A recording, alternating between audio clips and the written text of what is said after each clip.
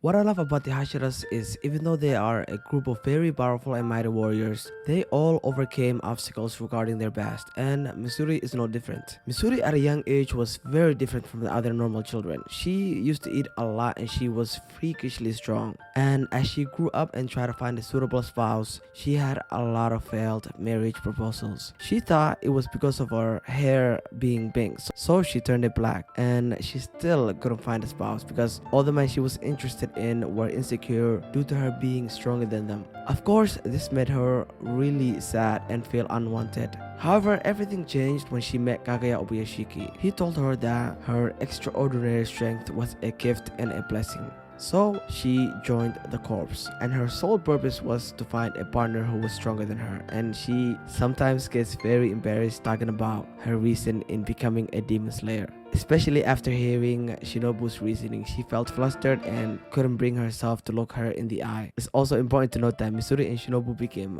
very close due to the two being the only females in the Hashira. She became very fond of Obanai and had a crush on him, but she always felt as if he didn't like her. Thus, she never confessed her true feelings to him until the very end. Obanai was born into a clan of thieves who lived off an excessive amount of rights that had been stolen from those who had been killed by the demon that they worshipped. This demon took the form of a woman with a snake-like lower body and face and had a great taste for newborn babies, which is what the family sacrificed to her in exchange for their riches. As the first boy born into the family for over 370 years, Obanai lived out all of his days locked in a wooden cage, being spoiled by his family, who insisted on bringing him so many plates of rich foods that he became sick of it due to the overly pungent odors of the food and the poor ventilation of his room. The serpent demon also took a liking to Obanai since he was a rare male child with heterochromia and would spend the nights slithering around his cage in the dark, staring at him, which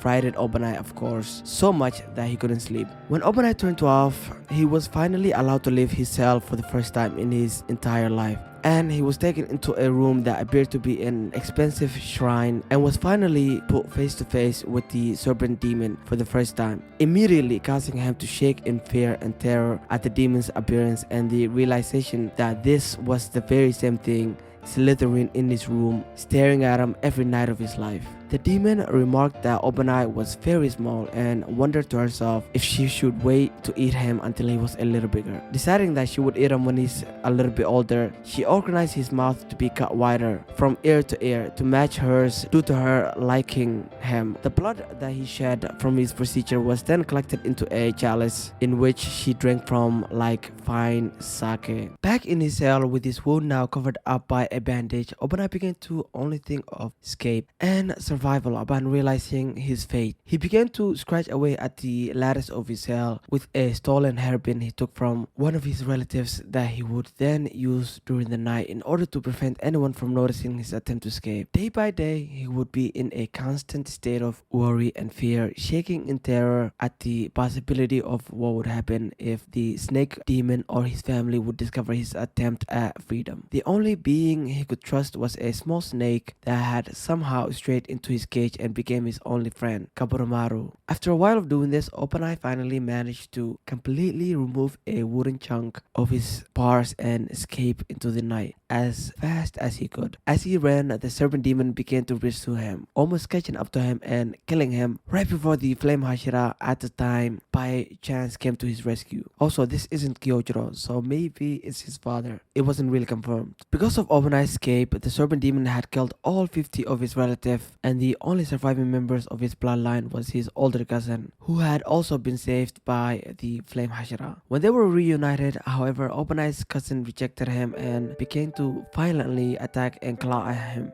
due to her blaming him for their family's death at the demon due to them messing up and allowing him to escape, and screaming at him that he should have just let her eat him. Due to these harsh words from his cousin and his own sense of self-loathing and guilt from for having been born into such a family and allowing them to die for his survival. Obanai joined the Demon Slayer Corps and decided to turn all this rage into whatever demons he could find, figuring that he would feel a little bit better every time he saved a person and if he risked his life for the sake of others, and somehow this would ease his guilt. Shinobu is by far the saddest character in all of Demon Slayer. Tanjiro was able to sense that even though she was always seen smiling, that there was this anger coming from her. Shinobu explains that even though she is seen smiling, she is indeed always in a state of anger. Shinobu used to have more of a fiery and bratty personality, but after the loss of her beloved older sister Kanai, she took it upon herself to literally become her. I mean